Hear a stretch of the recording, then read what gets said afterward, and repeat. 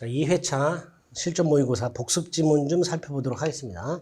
전부 옳은 지문이고요. 뭐 이런 건 제가 누누이 말씀드렸지만 오다 가다 보는 거라 그랬어요. 맘먹고 공부하는 게 아니라 오다 가다 지하철 이동하다가 차 안에서 틀어놓고 이렇게 보는 거예요. 가랑비에 옷 젖듯이 듣는 겁니다. 자, 1번 근저당권 실행을 위한 경매에서 소유권을 취득합니다. 원시 취득이에요, 승계 취득이에요? 승계 취득이죠. 기억해 두세요. 승계 취득입니다. 돈을 빌려주면서 저당권을 취득합니다. 무슨 취득이죠? 역시 승계 취득이죠. 다만 그건 이제 설정적 승계 취득이죠. 경매에 의한 소유권 취득, 승계 취득하는 거 잊지 마세요. 2번 의무에 강제로 얻는 채권자의 이익에 비하여 약정된 벌이 과도하게 무거울 때 이렇게 돼 있죠. 이걸 뭐라 그래요? 위약벌이죠. 앞에 뭐라고 붙으면 돼요? 과도한 위약벌 약정. 이렇게 압축할 수 있죠. 과도한 위약벌 약정이라고 줄일 수 있습니다. 이해하려고 하지 마시고요. 의무에 강제로 얻는 채권자 이익이 뭐지? 이런 거 생각하지 마시고 의무에 강제로 얻는 채권자 이익에 비해서 그 의무를 이행하지 않았을 때 위약벌 특약이 있어요. 자, 의무 예컨대 매매대금 지급이 1억이야. 1억을 지급하라. 그럼 매도인은 1억을 받을 거 아니에요. 근데 1억을 지급하지 않으면 10억을 배상해라. 그게 위약벌이죠. 그러니까 과도한 위약벌 약정 이렇게 줄일 수 있죠. 반사의 질서로 무효가 됩니다. 3번 대리인이 상대방으로부터 대금을 수령했다. 대리인은 대금을 수령할 권한이 있죠. 그죠? 능동대리권의 범위 속에는 수령 대리권의 범위가 포함되니까 을이 대금을 수령했다. 곧 누가 수령한 거다? 갑이 수령한 거죠. 따라서 병의 대금 지급 채무는 소멸하죠. 그죠? 을이 수령하면 곧 누가 수령한 거고 똑같다? 갑이 수령한 거고 똑같다. 따라서 설령 을이 갑에게 돈을 전달하지 않았다 하더라도 이미 갑은 수령한 거다. 그래서 병의 대금 지급 채무는 소멸한다. 이렇게 되겠죠. 자, 4번 점유자가 시효가 완성됐다. 자, 점유취득 시효를 말합니다. 그러면 이전득이 청권이 생기죠. 이걸 뭐라 그래요? 시효이익이라고 하죠.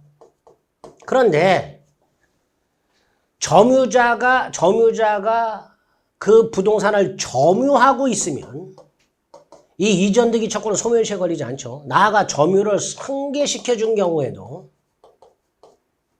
소멸시효에 걸리지 않냐?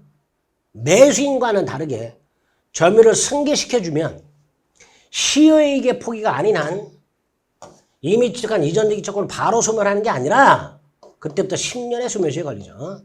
바로 소멸하는 것은 아니다. 그때부터 10년의 소멸시효에 걸린다. 이렇게 기억하시면 되죠. 옳은 지문이죠. 아이고, 바로 소멸하는 것은 아니다.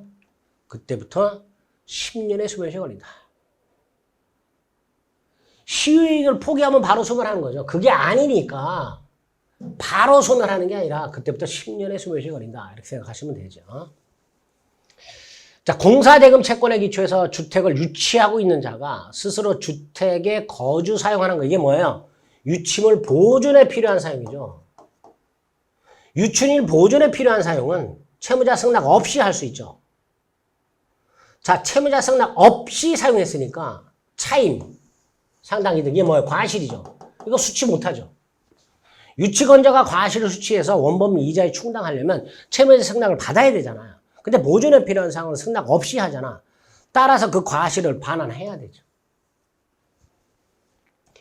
6번 계약을 교섭하다가 부당하게 계약 체결을 거부하게 되면 불법행위가 성립하게 되고요. 손해를 배상해야 되죠. 어떤 손해? 신뢰이익이죠. 계약이 유효하게 체결된다고 믿었던 손해, 즉 신뢰 손해 한정해서 손해를 배상해야 되죠. 이때 계약 준비 비용이나 계약 이행 비용은 손해배상에 포함이 되지만 견적서나 제안서 작성 비용은 손해배상에 포함되지 않는다. 또 신뢰 손해 한정이 되지만 정신적 손해배상은 따로 청구할 수 있죠. 그거까지 기억하셔야 됩니다.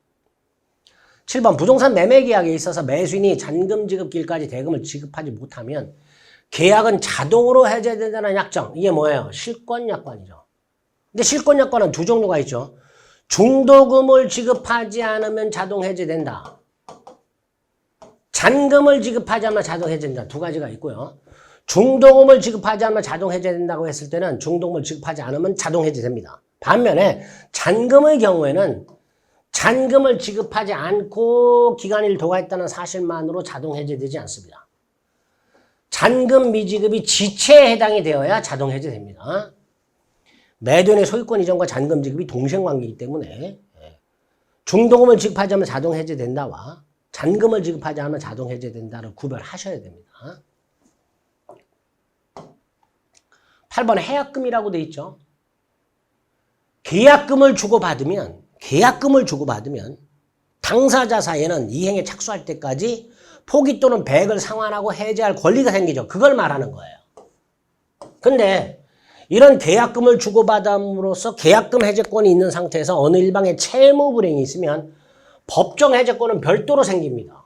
즉 계약금 해제권이 있는 상태에서도 채무 불이행을 위한 법정 해제권은 발생하니까 그 법정 해제권 발생에 어떠한 영향도 미치지 않습니다. 9번 실전 모의고사 봤죠?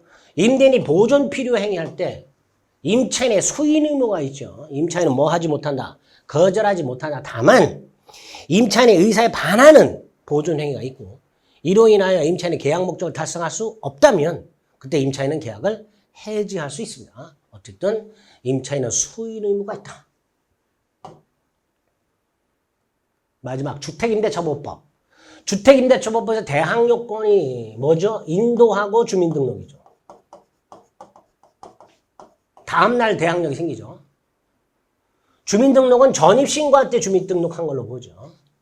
인도는 임차인이 점유하는 걸 말하죠. 이때 점유는 직접 점유도 되고 뭐도 된다? 간접 점유도 되죠. 간접 점유가 어떤 경우예요? 갑이 을에게 주택을 임대하고요. 을이 갑의 동의를 받아서 적법전대거든요. 동의받아서 전대한 경우. 전차인 직접 점유자, 임차인 간접 점유자죠.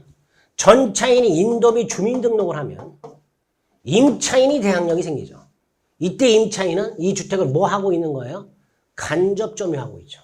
이렇게 주택임대처분법에서 정한 대항요건은 임차인이 거주하면서 직접 점유하는 경우뿐만 아니라 타인, 전차인의 직접 점유를 매개로 간접 점유하는 경우도 어떻다? 인정될 수 있다. 이런 것들 오다 가다 듣고 보고 해서 가랑비에 옷 젖듯이 꼭 여러분 걸로 만들어 주시기 바랍니다. 자, 정리 노트 말씀드렸고요. 실전 모의고사 3회차에서 뵙겠습니다. 수고하셨습니다.